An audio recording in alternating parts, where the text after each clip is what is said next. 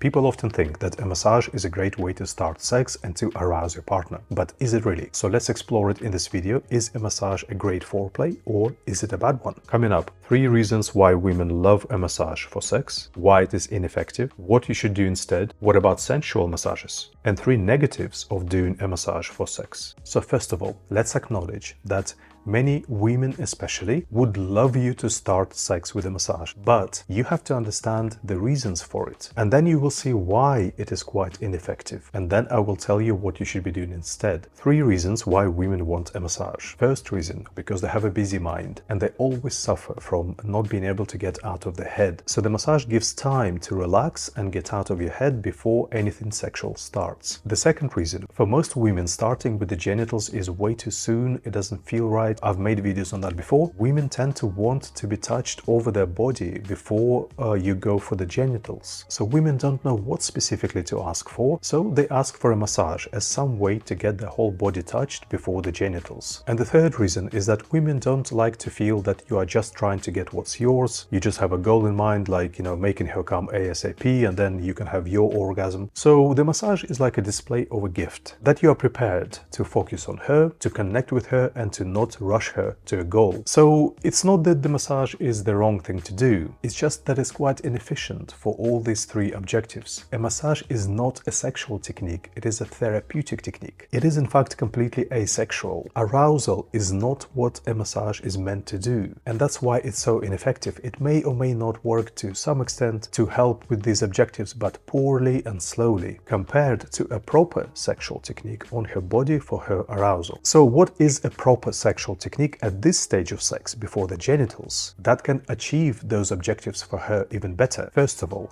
proper sexual touch to maximally engage the sexual feeling in the body. And so it has totally different features to massage touch because it is activating a completely different aspect to the body. It's not repetitive, it's a lot more unscripted. Anything repetitive or mechanical is a turn off. It does not involve muscles. In fact, if you go that deep, which is not a lot, you will actually suppress sexual sensations. It's like different layers of nervous system in that place, if you imagine, and you need to be on the top layer and not just crush it. Different pressure, different contact, different pattern of movement, different pace. You are on a completely different set of primary areas on the body than in the massage. And most of all, the feeling that you need to put into your touch. It's the most important feature for the arousal, but you cannot put that feeling into the massage kind of touch. It's just impossible. It's not going to work. Now, while we're on the subject, if you have ever tried sexual touch and it wasn't, let's say, very successful, a lot of people, when they try sexual touch, they think of this kind of sexual touch: light brushing with fingers or with hand over the body. It is something that I have to unteach people all the time. This is terrible sexual touch. A relatively small number of people will enjoy it, but for most it's going to be either completely powerless or quite often annoying. The second component of proper sexual technique for the body of your lover: the sexual use of your whole body. Your whole body is one big hand. So maximum contact, different kinds of holding, flow of your body against their body. Again, with very specific parameters. You can't just do whatever. Certain amount of contact, specific pacing. The sequence of build-up is very important.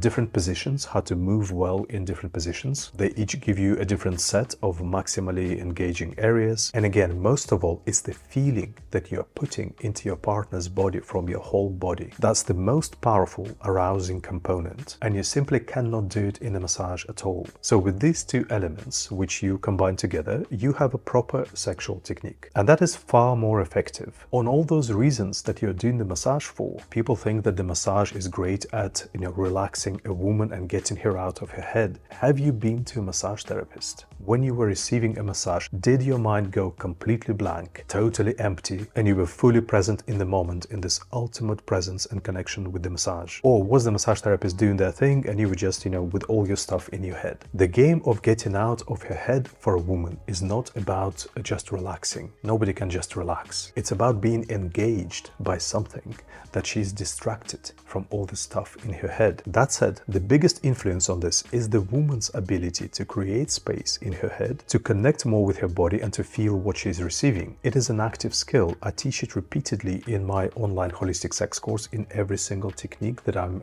teaching people. It is the most important factor, not not what her lover is doing. But even if a woman is not doing that because she hasn't done my holistic sex course, I appreciate, if you have a proper, powerful technique of sexual touch and using your body sexually, then it will be a lot more engaging for her than a boring massage technique, and that will get her out of her head. For the second reason, that women want to be touched on their body before you dive into the genitals. I think this is self-explanatory now, right? You will touch her whole body in the most arousing places, in the most arousing way, instead of some mechanical therapeutic touch over her body just to touch her body for the lack of a better option. So you will give her the thing that she really wanted via the massage, but the real thing, not the makeshift cardboard version of it. Yeah. And the most important thing is that you stop doing a job for her. You both enjoy this part sexually. Ultimate connection. And that is what she really wants, not for you to do a job to arouse her, which inevitably a massage becomes. So it's not that the massage is the wrong thing to do. If you have nothing else, it's definitely better than just diving into the genitals. But really, it is just a stand-in that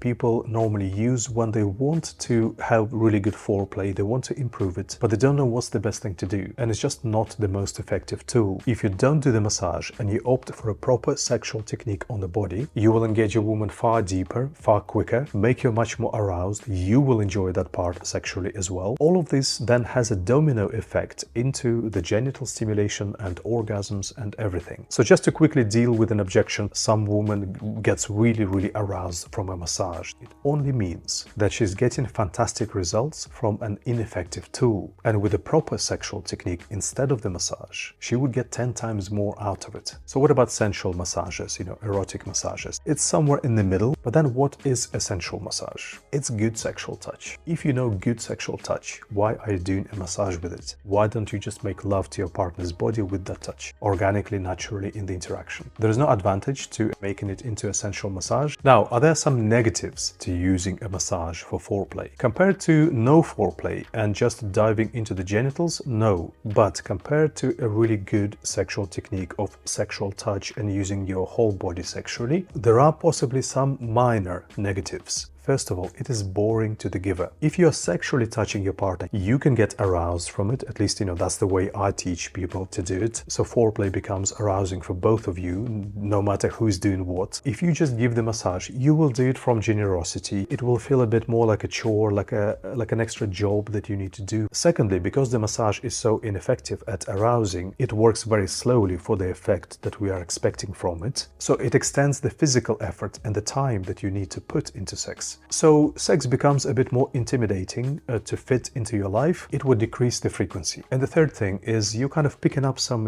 bad habits for touching your partner's body, for sexual touch. Whenever I work with a couple, I have to knock it out of them. They can't stay still in one place and just feel each other's bodies. They have to be always squeezing and, rubbing it. They can't have really conscious exploratory touch that feels like you are really present. They're doing repetitive back and forth motions because they've learned it from the massage. And these kinds of things, they're actually a turn-off in sexual touch because the body of your partner perceives it as you are just doing something mechanically on automatic. It feels like an absence and it also feels annoying. So being too much into the massage then, transfers into your actual lovemaking. So my verdict is there's nothing wrong with doing a massage. It's not good foreplay in the sense that it's not, powerful, effective foreplay. And if you have a choice between doing this and doing, a better sexual technique, then there's no reason for you to do that.